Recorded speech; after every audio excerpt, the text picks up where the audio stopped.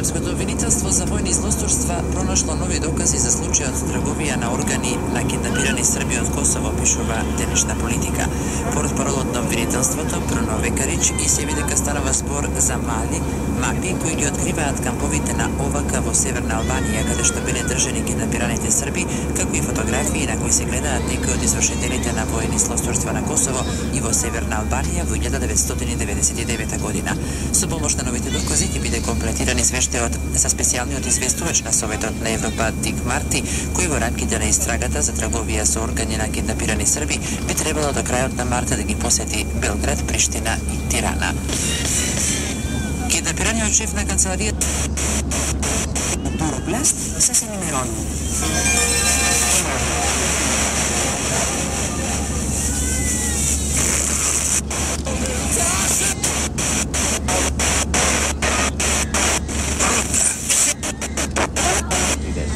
Εξάλλου τρεις φορούν και απλό.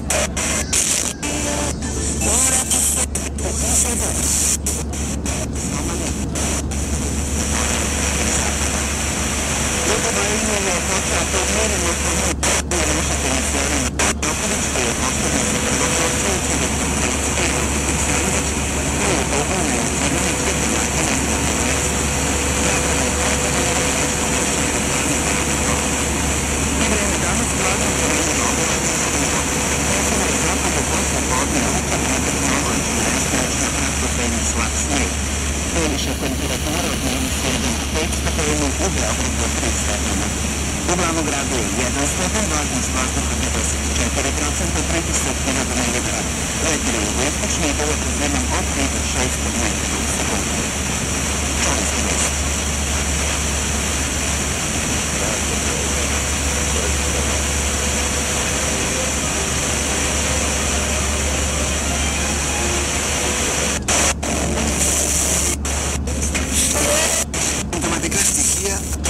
Чешто паралелно видење школа, кој даде комисионот по регистрирано с министри Шобинов од публика Рифат Блад.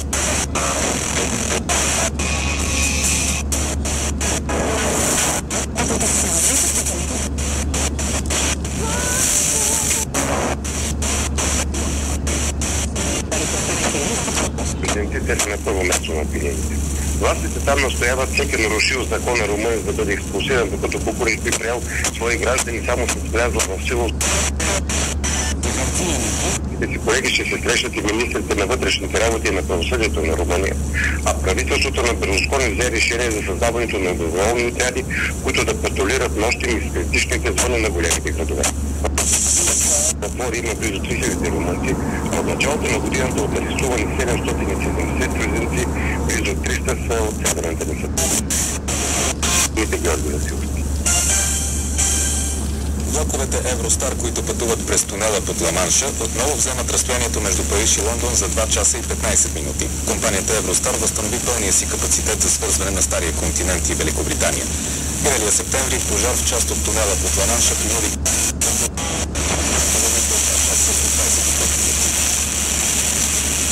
Националният музей на Ирак отново работи 6 години след 26-та година музей, в който са съхранявани хиляди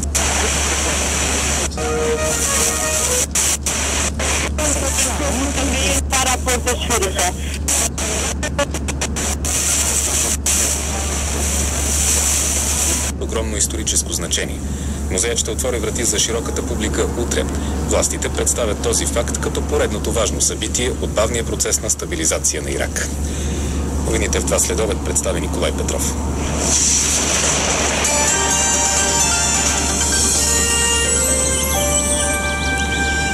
Прогнозата за времето е на Христо Христов.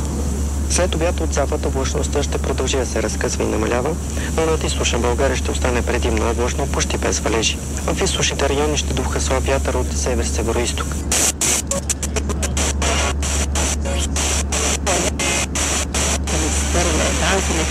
Vreau să vă găsesc chiar informații pe care dumneavoastră ați receptat în puțină de vreme în grupajul de știri referitoare la Plácido Domingo și la primul său Virgipensel, dar și la un nou fabris în care Plácido Domingo împreună cu Plácido Domingo Junior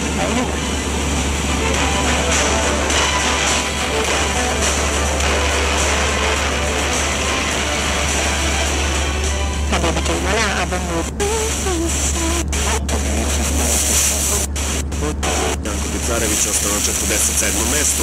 Gledatelji Listijanovi i Janković dalje je treća, Ana Ivanović je popravila plasman za jedno mesto i sada je na 7. poziciji.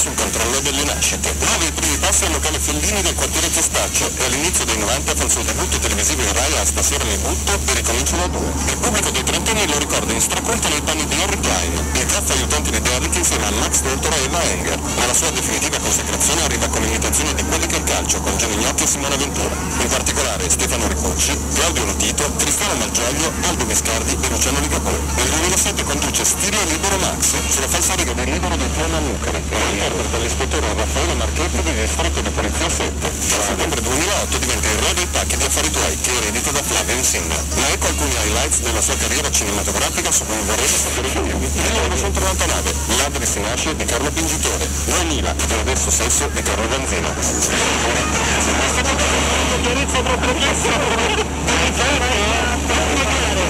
Ho dedicato lo spettacolo teatrale che si chiama Meraviglioso, scena Giorgia Preventi di Roma, che cosa mettiamo? In italiano con Meraviglioso, Carpe Diem, Globo Due.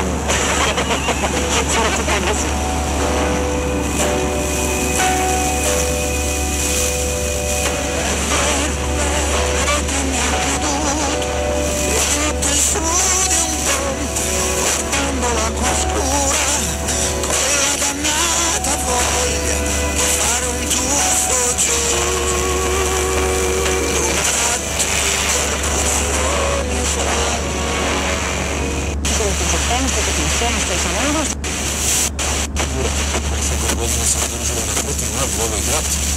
Jednak dożyła byłki tradycjonalne domaszne finansijskie szkoły.